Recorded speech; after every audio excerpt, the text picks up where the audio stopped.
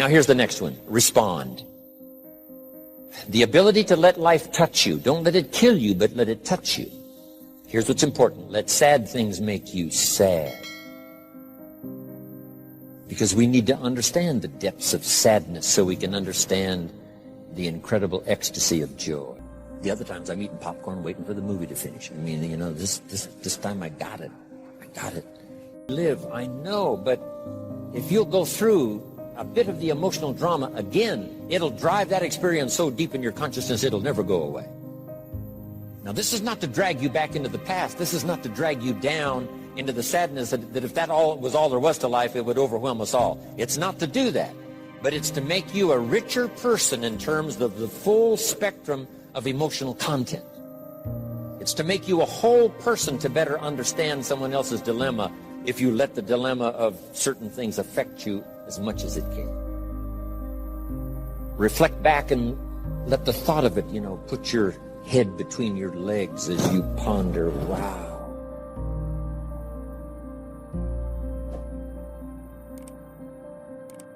Here's some good times to reflect. One, at the end of the day. Take a few minutes at the end of the day. So you lock that day into your consciousness to serve you well the rest of your life. Here's a good phrase. Each day is a piece of the mosaic of our life. When you get ready to talk about your past, you don't want any of these pieces to be missing if you can help it. Bill Bailey was entertaining us with some stories last night. He knows the names. He knows the date. He said it was raining. It was a cloudy morning. I could see the storm coming from the east. That's so powerful. How old? How young? Who? What were they wearing? Who else would remember? Special people remember the drama. They reflect until it becomes part of them. You read a book and then you reflect on it. Bill Bailey's unique because he can read a 300-page book in about 45 minutes.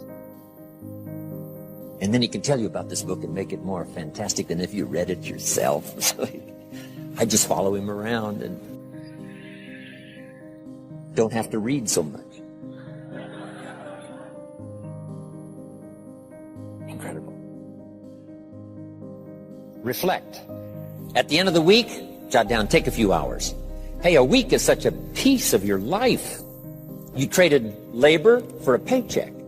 You traded a piece of your life for getting paid and compensated.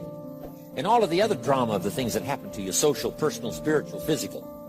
A week is worth pondering. Take an hour, go back over your notes and go back over your day timer and go back over everything and say, where have I been and what did I do and who did I see and what did they say and how did it feel? At the end of the month, take half a day. At the end of the month. At the end of the week, a year, take a weekend.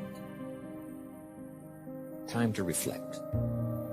Maybe this is what was meant when the advice was given. Here it is in Scripture. Every once in a while you should go into your closet. It's an interesting word, closet. I don't know if input from everywhere. Finally, when it comes down to the final decision, some of that you have to do all alone. They say the presidency of the United States is a lonely job. The general of the army, many times that's a lonely job. Sending people into battle, knowing some are going to lose their lives. That's a lonely job, making those lonely decisions that's going to affect so many. But whether it affects your life personally or someone else, you got to take some of this time and get used to the time to be alone, to make those decisions and think things over. Okay. Reflecting. Here's what it does. Helps you to gather up the past and invest it in the future. So you got to make that note, because only humans can perform this miracle. Taking the past and investing it in the future. Dogs can't do it, and animals can't do it. Fish can't do it. Snakes can't do it. Only humans can do it. Here's what you can do. Greatly alter the future by investing the past into the future. Past errors in judgment that you've now corrected. Past errors in thought that you've now corrected.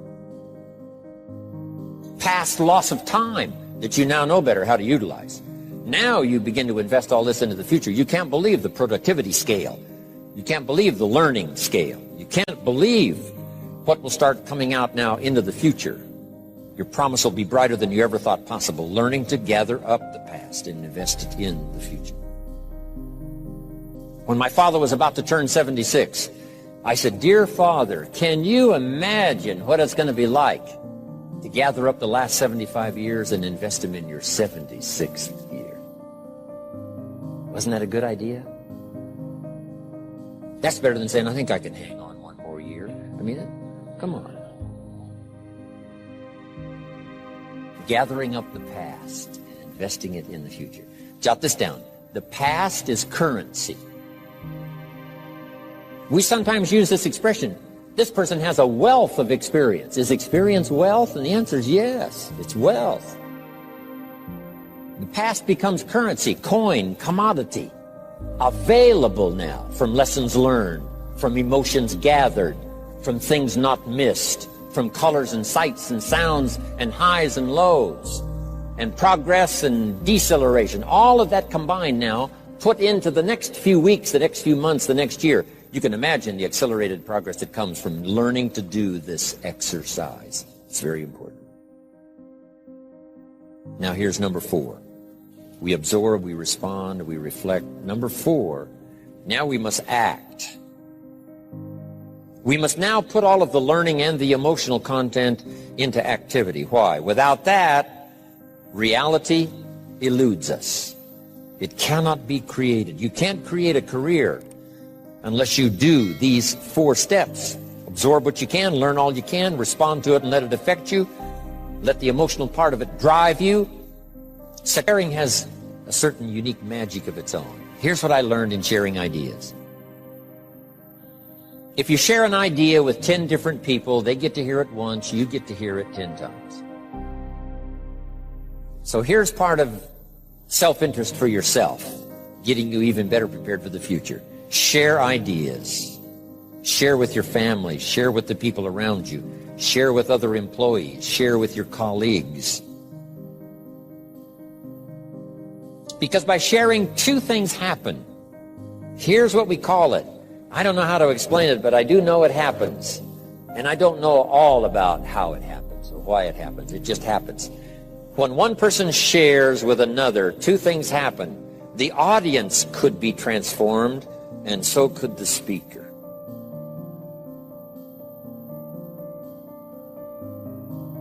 If you share with someone else, they could be transformed. You may have dropped in at the right time. This may be their moment. They've got 3 numbers dialed into the lock already. And if you say it well and say it right, you'll be the 4th number that they can dial into the lock of their personal experience, and the door will come open and there's opportunity they never saw before. The person who hears can be transformed. But here's what else is exciting. The person who speaks can be transformed. Guess what we're all looking for? Transformation. For our new life, the new life tomorrow, the new life this month, the new life next year, the new life this year. The caterpillar one day says, "I think I was made for more than this, crawling on the ground."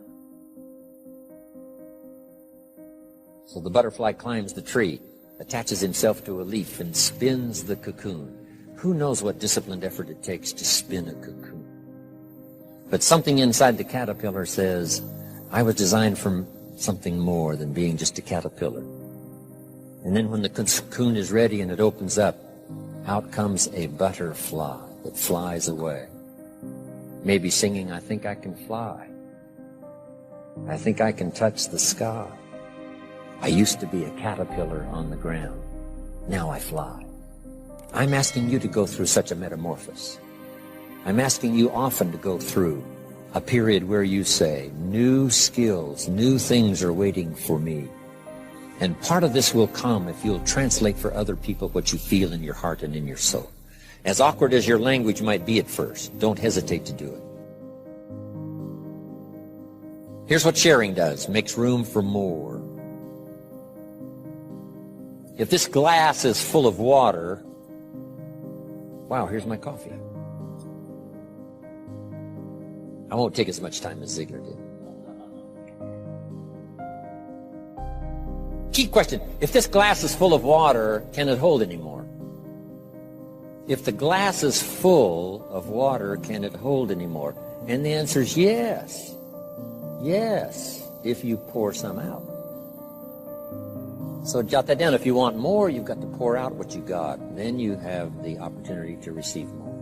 Now, unlike the glass that remains the same size when you pour some out, not so consciousness in human beings. Your capacity will increase the more you share. You'll get bigger and bigger and bigger. Now, why the self-interest wish to be bigger? Here's why: to hold more of the next experience. Some people can't hold much happiness because they're too small. Their thinking is too small. Their activity is too small. They're too small in their ability to share. They're just too small. Can't hold much. They're too small. But the bigger you get, the more you will receive. When happiness is poured out, you'll get more. When joy is poured out on the nation, you'll get more. When bounty is poured out from the economy, you will get more. If you share what you've got and become bigger and bigger. Now, some people are not only small, they have their glass turned upside down. Hard to get anything in. But here's what you've done in coming here this weekend. You've come with an open mind, an open consciousness, ready to receive. And I promise you, we're going to pour everything we possibly can into every ounce of time we've got here to make it beneficial for you, give you not just your money's worth, but your time's worth. Now, one last part under personal development. Personal development leads to all good things because it makes you unique. Here's what my mentor said when I first met him. I'm 25 years old. I'm broke. Not destitute, but broke. Here's what he said to me. Mr. Rohn, now's the time to set a goal to become a millionaire, which back there was a pretty good leap. Age 25, that was a long time ago. He said, set a goal to become a millionaire. And he said, here's why. And I want you to jot it down. For what it will make of you to achieve. The purpose for setting goals is self-development. The purpose for setting goals is to become the person that can achieve them. So the whole real major subject here this whole weekend is personal development, seeing what all we can become. Now jot this phrase down. Don't settle for less than you can be. I asked Mr. Schoeffel, if I get to making money, how much should I earn? He said, all you possibly can. How many books should I read? As many as you possibly can. How far should I go? As far as you possibly can. How much should I share? As much as you possibly can. In the course of my lifetime, how much should I do? You should do all you possibly can, go as far as you can, reach as high as you can, touch everybody you possibly can. I made that commitment a long time ago, and it has served me so well, and it brought me to Dallas this weekend. There's no other place I would rather be. I committed to being here. I'm glad I came. Let's take 20 minutes, everybody, for a break, and then come back.